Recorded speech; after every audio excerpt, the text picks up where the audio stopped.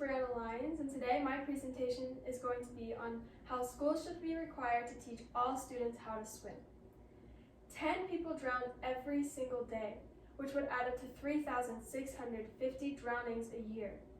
I'm going to explain how requiring schools to teach children how to swim is a must in today's society.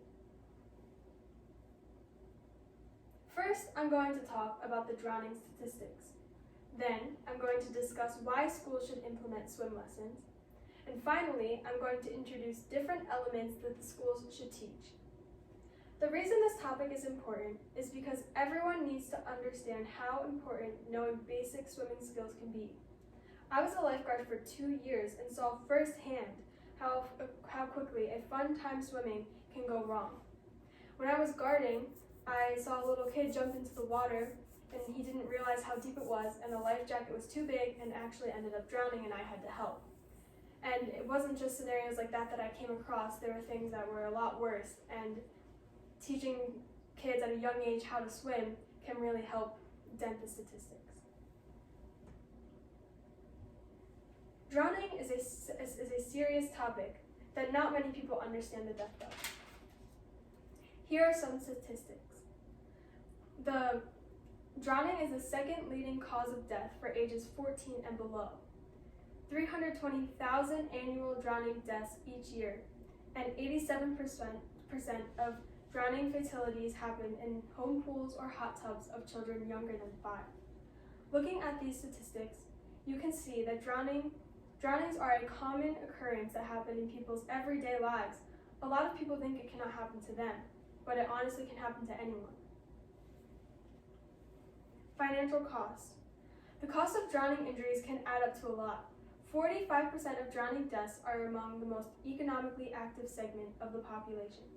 Coastal drowning in the United States alone accounts for $273 million each year in direct and indirect costs.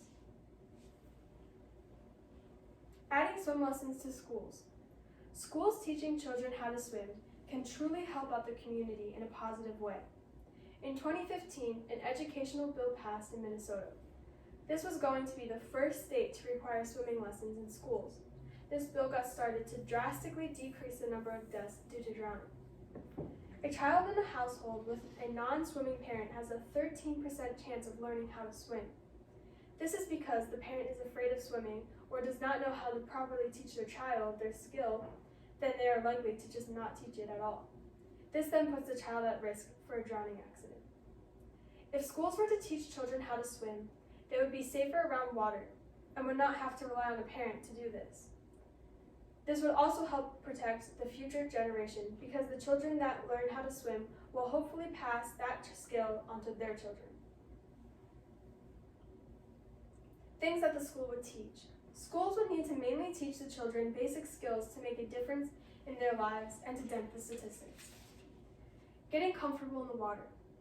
This is important to teach the children that water is not a scary thing. If the children are not afraid of the water, then they'd be more likely to want to learn how to swim rather than forcing them. Cause and effect. Teaching the students about possible scenarios is very helpful. For example, if the child jumps into the water that is deeper than they thought, like my previous example, they know how to calm down and get to the surface. Self-rescue skills.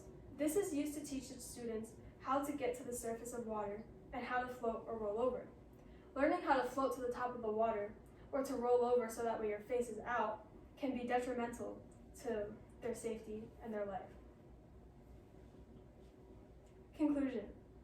First, I discussed the eye-opening statistics of drowning victims. Next, I talked about schools integrating swim lessons into their curriculums. Finally, I added the different components the schools could implement into their lesson. Schools need to be required to teach all children how to swim to ensure their safety and their future. A lot of people do not realize the statistics of drowning, and these things need to be known. I hope now we can all try to make an effort to influence our schools to teach children how to swim. Any questions?